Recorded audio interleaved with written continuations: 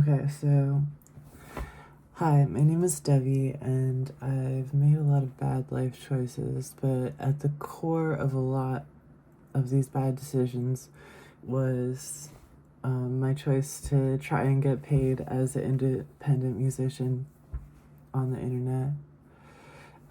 Something that I really liked about the internet when I first got on was just that anyone could put art up there and it didn't need to be something that everyone enjoyed or that was for the majority of people that needed a big production budget. That's just something that people could make in their own house.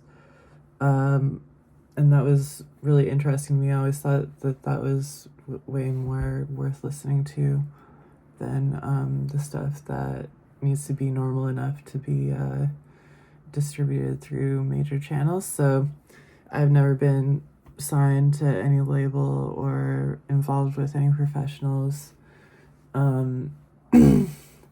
Like since the mid 2000s, I've been like, I would have, like, this is way before PayPal and Venmo and stuff, that I would have people mail concealed cash to my parents' house, and I would mail them back like a burnt CD with like inside a folded printed piece of paper,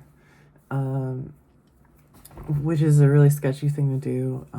Don't put your return address or let people on the internet know your address. Anyways, so let me explain what's currently going on. Like, for a long time I did this and didn't really have any audience at all, and I was fine with that. A couple years ago, I had this band called Black Dresses that got a little more popular, and since then I've had like a fair amount of, like, for an independent musician, like a pretty good amount of coverage from music journalism outlets like Pitchfork and Anthony Fantano and stuff. So, and I've been running this net label by myself. That's just a website on Bandcamp for like 12 years or something. Made dozens of albums and all this stuff.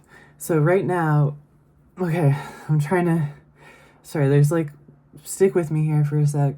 So when music goes on Spotify, I think in America you don't have to deal with this, but if you're outside of America, you have to go through a third party company where you upload your music through a website that's like, the one I use is called distrokid. There's ones called like TuneCore and CD Baby and stuff like this. And so you upload your music through this site, and then it goes to Spotify through DistroKid, and Spotify counts the numbers of how many people have listened to it on Spotify and all the other websites, YouTube, whatever. And they give you like AdSense money for it. And this is how I make this is how I make my living. This is where my wages come from. This is my job. Okay, so yeah, like, for years and years, this is what I've been doing. But right now, since May, on DistroKid, it shows that my bank on there is at zero, and there's no explanation for this on this webpage. It just says, oh, wait a couple days, it's probably loading, da da da da. And it went to zero the last time I tried to withdraw the money that DistroKid owes me. But it went to zero without paying me.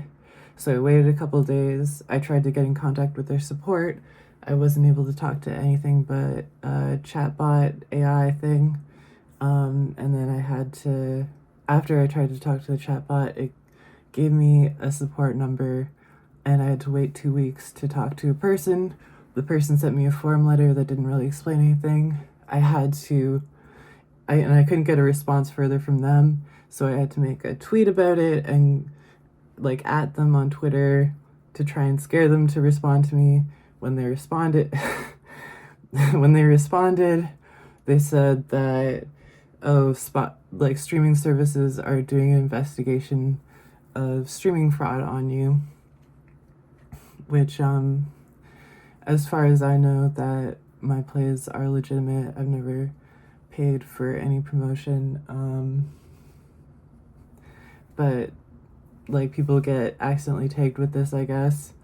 It's an interesting thing, because I guess if now Spotify is trying to, I guess it's a more common scam to like make AI generated music and then pay a botting service to run up the numbers on this fake song to just give you money, which fair enough, I guess. It's just an interesting system because a lot of people I've seen online, either from distrokid or TuneCore or whatever, these different distribution sites, Spotify mistakenly tags real music as streaming fraud, and there's no investigation and no proof of this. They just say 100% all your streams on all the music you make is robots, and then distrokid and TuneCore gets to keep your money, so they're incentivized to also not look into it because then they get to keep all your money. It's a pretty interesting system, especially when I would say probably the majority of botted plays on streaming services are probably for major label musicians, that it's a known fact that major label musicians labels will pay for robots to run the numbers up on their songs so that they can have like a news article saying this person got the most streams in a week ever. And you'll notice that there's like been dozens of these articles in the last few months or last few years. Anyways, so it's and also Spotify pays everyone that has their music on their service from one pie, so that when they let major labels bot their plays to run the numbers up, that smaller artists that aren't botting their plays are also getting paid incrementally, even smaller and smaller. So there's just so many different ways that small musicians are really getting crushed by this whole. It's just like, it's already really, really hard to make money off streaming and get paid like a tenth of a cent or something like that per play. So, and it's really funny. It's like, oh, I'm not making a large amount of money. I'm making a living wage off of the, I have a success more than 99.9% of all indie musicians. Not that I'm popular, it's just that most people that make music, it's really hard to get people to listen to it at all. You kind of need an audience. Like, people only want to go see a musician if there's already an audience for it.